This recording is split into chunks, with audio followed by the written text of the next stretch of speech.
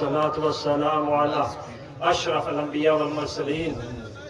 أعوذ بالله من الشيطان الرجيم. بسم الله الرحمن الرحيم. إن الله وملائكته يصلون على النبي يا أيها الذين آمنوا صلوا عليه وسلموا تسليما. الصلاة والسلام عليك سيدي يا رسول الله وعلى آلك وأصحابك سيدي يا حبيب الله. الصلاة والسلام عليك سيدي يا نور الله وعلى آلك وأصحابك سيدي يا رحمة للعالمين. اللهم صل على سيدنا محمد وعلى آل سيدنا محمد وأصحاب سيدنا محمد وبارك وسلم وسلم عليه. درود و سلام کے بعد مختصر حاضری لگواؤں گا. امیر قافلہ بھی موجود ہیں اور ان کے زیر سایہ تمام خاندان بھی موجود ہے اور یاران طریقت بھی موجود ہیں. میرے سے قبل میرے جتنے بھی یہاں بھتیجے آئے انہوں نے بہت خوبصورت انداز میں اپنی حاضری لگوائی، تو میں بھی تھوڑی سی اپنی حاضری اپنے مرشد کامل خواجہ غریب النواز مولوی حضور سلطان الفقراء شمس الاولیاء خواجہ پیر محمد زاہد خان المعروف پیر خان صاحب رحمۃ اللہ علیہ، جن کا میں مرید ہوں، ادنا سا غلام ہوں، انہی کی نظر کرم اور اپنے والد گرامی کی دعا، اپنی والدہ کی دعا کے ساتھ آپ کے سامنے کھڑا ہوں اور امیر قافلہ کے زیر سایہ کھڑا ہوں. واہ سبحان اللہ. یہ بات آپ یاد رکھیں، جو حجۃ الوداع کا جو خطبہ ہے نبی کریم صلی اللہ تعالیٰ علیہ وسلم کا، وہ ایک ایک لفظ اٹ سیلف جو ہے اس اوشن آف اوشنز، وہ سمندروں کا بھی سمندر ہے، لیکن اس میں ایک ٹکڑا ایسا جو طریقت کی بنیاد ہے. وہ ٹکڑا یہ ہے کہ نہ اجمی کو عربی پر فضیلت حاصل ہے، نہ عربی کو اجمی پر فضیلت حاصل ہے، مگر تقویٰ.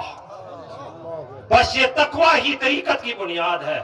سیدنا مجدد الافسانی رضی اللہ تعالیٰ عنہ فرماتے ہیں، دو ہی چیزیں فرمائی. ایک مکتوب 44 دفتر اول میں یہ لکھا ہوا ہے، آپ نے فرمایا کہ دو چیزیں اگر مرید میں یا کسی یاران طریقت یا محبان طریقت میں یہ دو چیزیں اگر موجود ہوں، ایک اتباع شریعت اور دوسرا اپنے مرشد کے ساتھ خلوص اور کامل محبت، تو ہزار اندھیرے آ جائیں تب بھی وہ اندھیرے کے سمندروں کو پار کرتے ہیں.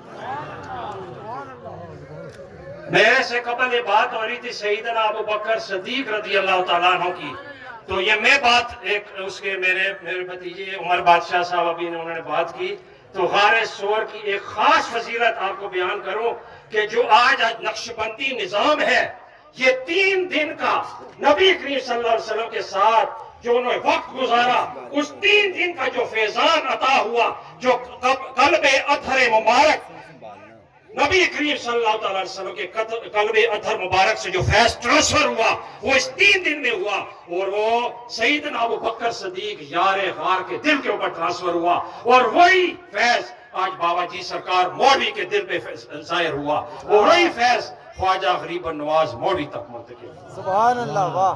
تو یہ کوئی معمولی بات نہیں ہے، کیونکہ غار سور کے اندر 3 دن کے اندر نقش بندیوں کا مینڈیٹ طے ہوا ہے.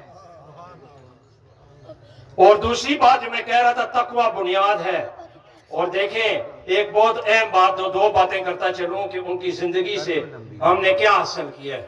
خواجہ غریب النواز مولوی رحمۃ اللہ علیہ کے پاس ایک دیوانہ آیا، ایک پاگل آیا، وہ 45 منٹ تک بیٹھ کے باتیں کرتا رہا. ماسٹر سعید صاحب ان کے پاس آئے، وہ کہنے لگے حضرت صاحب یہ تو دیوانہ ہے، آپ اس کی بھی سن رہے ہیں؟ کہتے ہیں میں اس کی کیوں نہ سنوں، یہ دیوانہ اس لیے تو سن رہا ہوں کہ اس کا سننے والا کوئی نہیں.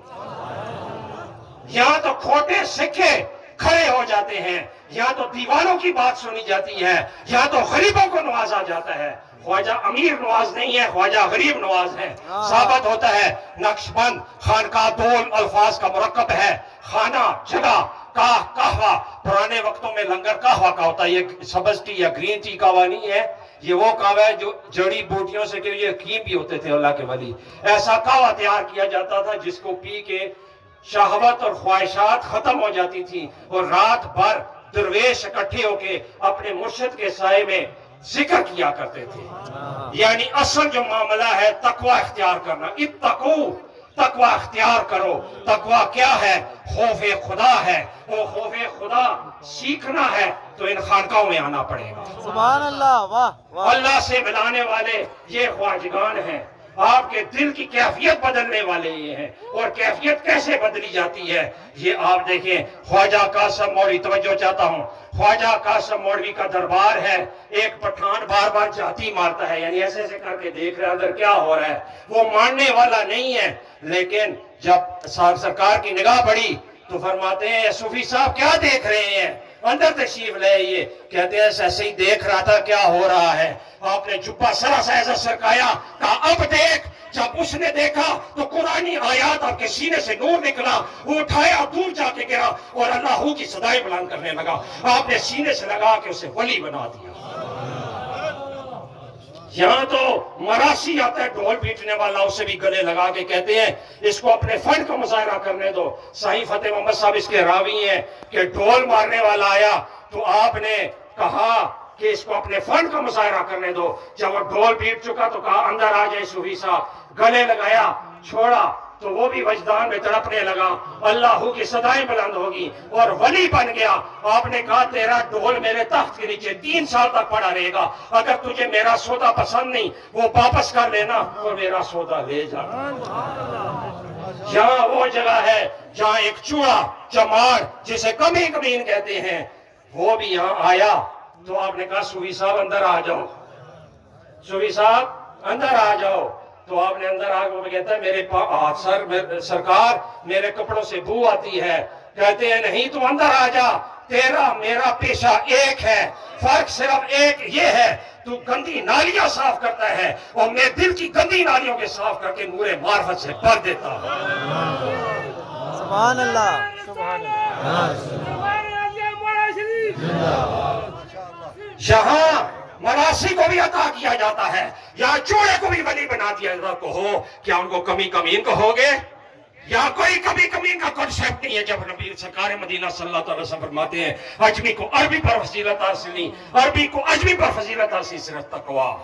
تو تقویٰ اختیار کرو. تربیت یہی ہے کہ آپ کا اڑنا بچھوڑنا. میں خاتمہ پڑھ رہا تھا تفسیر اس کی آداب المریدین کی، اس کے اندر حضرت بندہ نواز گیسو دراز جو چراغ چشت خواجہ نصیر چراغ دہلوی کے مرید ہے، آپ فرماتے ہیں مرید پر فرض ہے فرائض تو قائم کرنا. اس میں فرض ہے کہ 5 وقت نماز پڑھے، لیکن 5 وقت کی نماز کے علاوہ صلاۃ التہجد، صلاۃ الاشراق، صلاۃ الچاشت، صلاۃ الاوابین، صلاۃ اللیل پڑھنا بھی اس پر فرض ہے. اور اس کے علاوہ جو اسم ذات جو کچھ وظائف اس کو مرشد دیتے ہیں اس میں ذرا بھر بھی کوتاہی نہ کرے تب بھی وہ منزل مقصود کو پائے. سبحان اللہ. واہ واہ. صرف مرید. اس لیے ہمارے تایا حضور حضرت پیر آفتاب قاسمی نے اپنی جماعت کا نام انجمن محبان طریقت رکھا، مریدین نہیں رکھا، کیونکہ ان کو بھی معلوم تھا مرید مر کے بنتا ہے، مرید تو کوئی بھی بن سکتا ہے.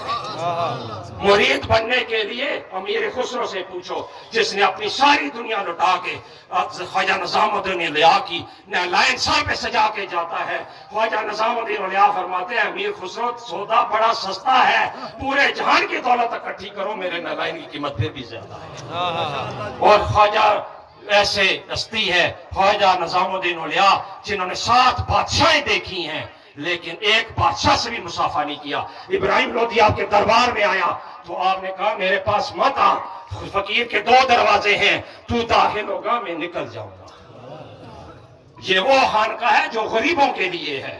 امیر بھی یہاں ویلکم ہے لیکن اصل بنیاد اس کی غربت کے لیے ہے، درویش کے لیے ہے، دنیا سے فارغ لوگوں کے لیے ہے، جن کے دل شکستہ ہیں، ٹوٹے ہوئے ہیں. انہیں محبت کی ضرورت ہے، انہیں توجہ کی ضرورت ہے. جنہیں لوگ کمی کمین کہتے ہیں ان کو یہاں عزت ملتی ہے. میں نے خود خواجہ غریب نواز مولوی اپنی مرشد کامل کی زندگی سے سبق حاصل کیا کہ اصل جو چیز ہے انسان کی وہ محبت بانٹنے کا سفر ہے. وہ جب محبت بانٹی جاتی ہے وہ اگلے کا رنگ و نسل نہیں دیکھی جاتی، وہ امیر و غریبی نہیں دیکھی جاتی. جیسا جس کا برتن ہو ویسے ہی نگاہ کر کے اس کو بھرا جاتا ہے. سبحان اللہ. واہ واہ. ماشاءاللہ ماشاءاللہ. بس اس کے بعد میں اجازت طلب کرتا ہوں. حضرت سے دعاؤں کی درخواست ہے کہ اس پورے اپنے قافلے کے لیے دعا فرمائیں. وما علینا الا البلاغ. ماشاءاللہ. نگاہ